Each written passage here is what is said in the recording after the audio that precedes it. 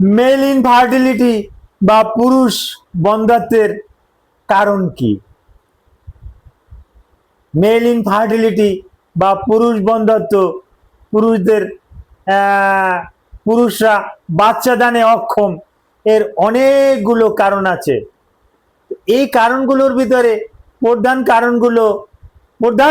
কারণগুলো নিয়ে আমি গুরুত্বপূর্ণ কিছু আলোচনা করব। কেন পুরুষ বন্ধ্যাত্ব হয়ে যাচ্ছে ডে বাই ডে, এ ব্যাপারে আলোচনা করব। আসসালামু আলাইকুম রহমতুল্লাহি ওয়া বারাকাতুহু। আমি ডাক্তার মীর শহীদুল ইসলাম। আমার চেম্বার শুভেচ্ছা 255, ঐতিহ্যবাহী শেখঘাট, সিলেট। গুগলে গিয়ে ডাক্তার মীর শহীদুল ইসলাম কথাটি লিখে সার্চ দিলে আপনি আমার সম্পর্কে বিস্তারিত তথ্য পেয়ে যাবেন। দর্শক শ্রোতা, আলোচনা করব পুরুষ বন্ধ্যাত্বের প্রধান কারণগুলো কি। এই প্রধান কারণগুলো নিয়ে আলোচনা করব। যে পুরুষ বন্ধ্যাত্বের অনেক কারণ আছে, আমি এক এক করে কারণগুলো বলতেছি। 1 নাম্বার কারণ, পুরুষ যদি প্রচন্ড গরমে থাকে।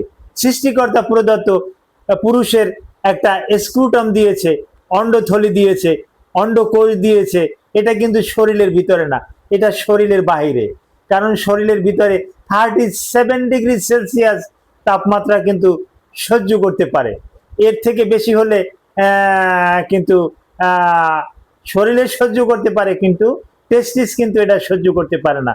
টেস্টিসেই কিন্তু সিমেন বা বীর্য তৈরি হয়। তাহলে এই বীর্যের ভিতরে যে শুক্রাণু তৈরি হয়, হ্যাঁ, এই যে স্পাম তৈরি হয়, স্পাম গুলো কিন্তু 37 ডিগ্রি সেলসিয়াসের পরে কিন্তু মারা যায়। এই কারণে আমরা বলি, যারা গরম দেশে থাকে, বিশেষ করে মধ্যপ্রাচ্যে যারা থাকে, তাদের কিন্তু সিমেনের কোয়ালিটি ভালো না।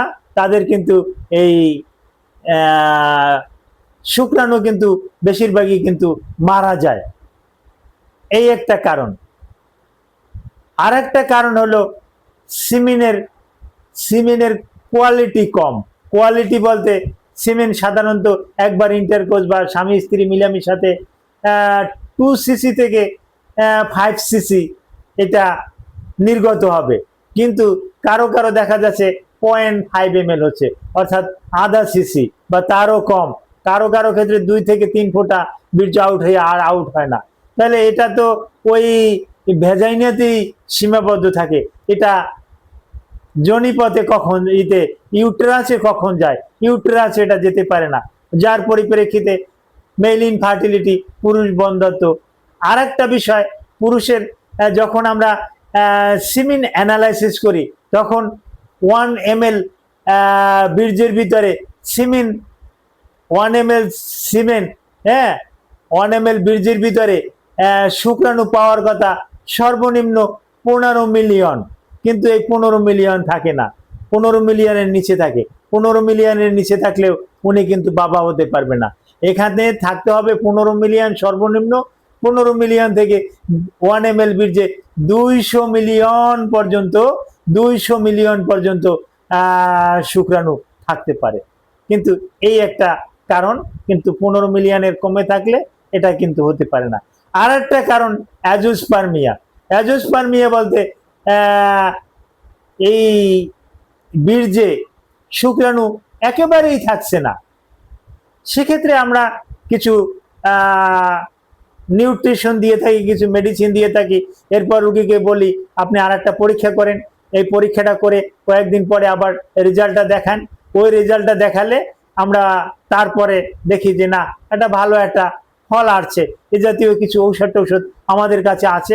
এই ওষুধগুলো খেতে দিলে এরপরে সিমেন অ্যানালাইসিস টেস্টে দেখা যায় যে বীর্যের গুণগত মান আগের চেয়ে অনেকটা পরিবর্তন আসছে। সেক্ষেত্রে যদি IUI, হ্যাঁ, ইন্ট্রাইউটেরাইন ইন্ট্রাইউটেরাইন সিমেন, এটা যদি করা হয়, IVU, ইন্টার ইনভিট্রো ফার্টিলাইজেশন, এগুলো যদি করা হয়, তাহলে কিন্তু একটা ভালো একটা রেসপন্স পাওয়া যায়। এই ব্যাপারে আপনাদের যদি আরো কোনো তথ্য জানা থাকে, তথ্য জানতে ইচ্ছা করে, ভিডিওর কমেন্ট বক্সে কমেন্ট করবেন, আমি আপনাদেরকে জানিয়ে দেব। Thank you all.